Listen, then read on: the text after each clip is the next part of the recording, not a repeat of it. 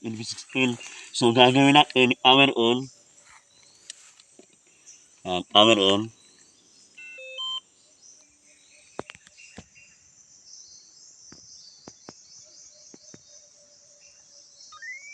Reset.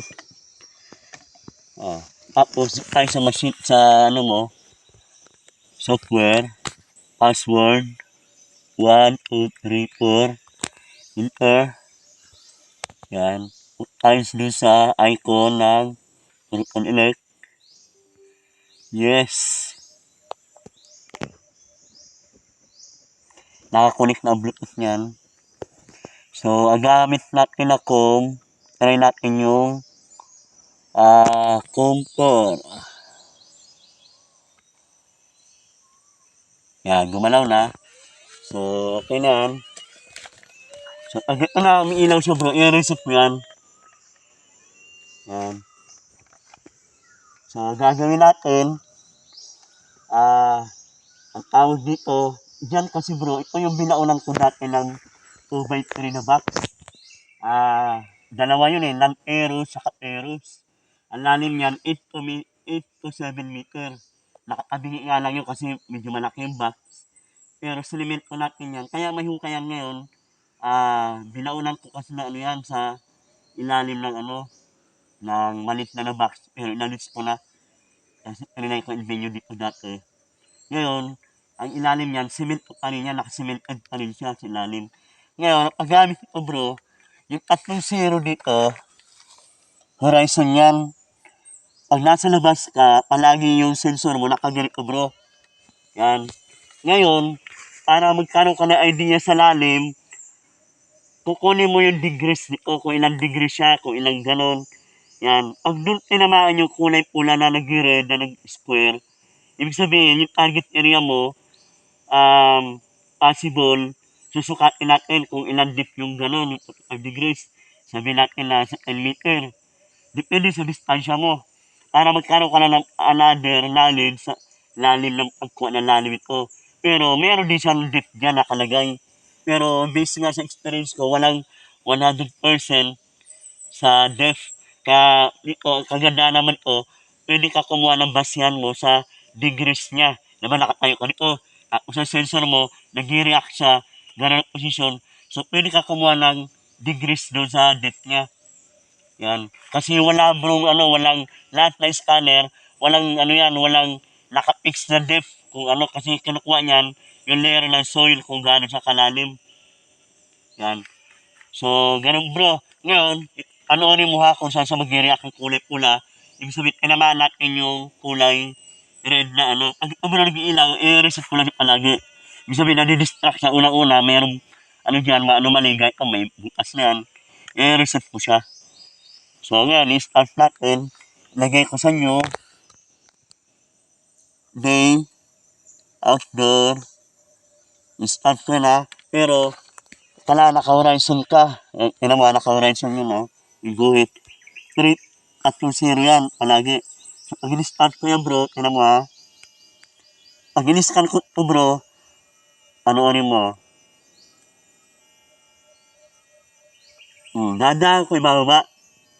Dadaan, bro. Yan. So, tinan mo yung ko, bro. Yung, yung posisyon, bro. Tinan mo yung posisyon ko, ilang degrees yan. Nasa 45 lang siya. Ngayon, tinan mo yung pula kung nasa nag-react. Yan. Hmm.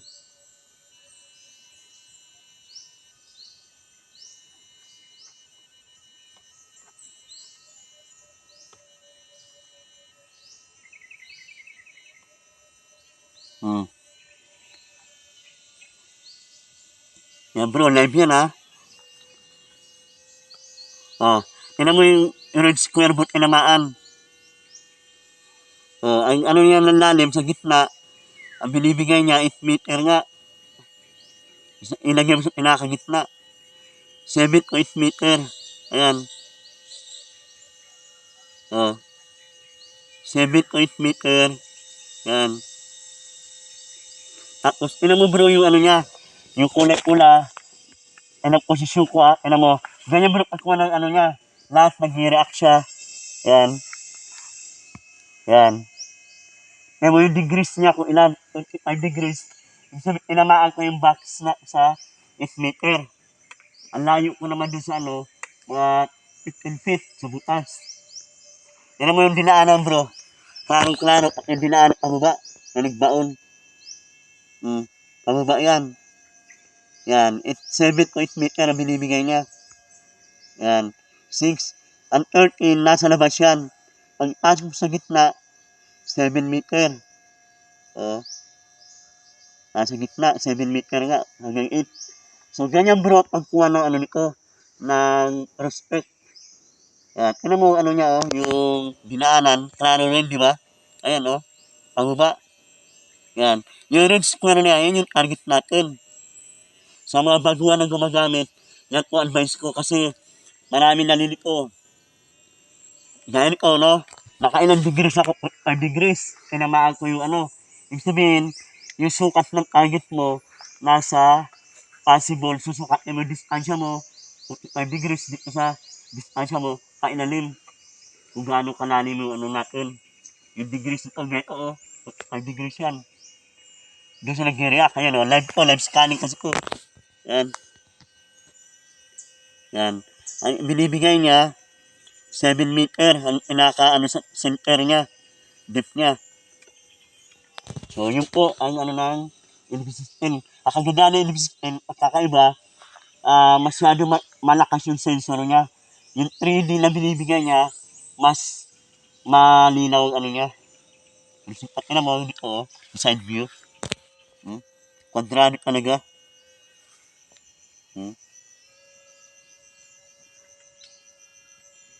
7.8 meter ang center.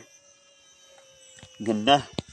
So, ito bro yung gamit. Pag ganito tumutunog siya palagi, nadidistract na yan, i-reset mo na siya. Yan, reset na. So, yung bro, okay na tayo. Yan.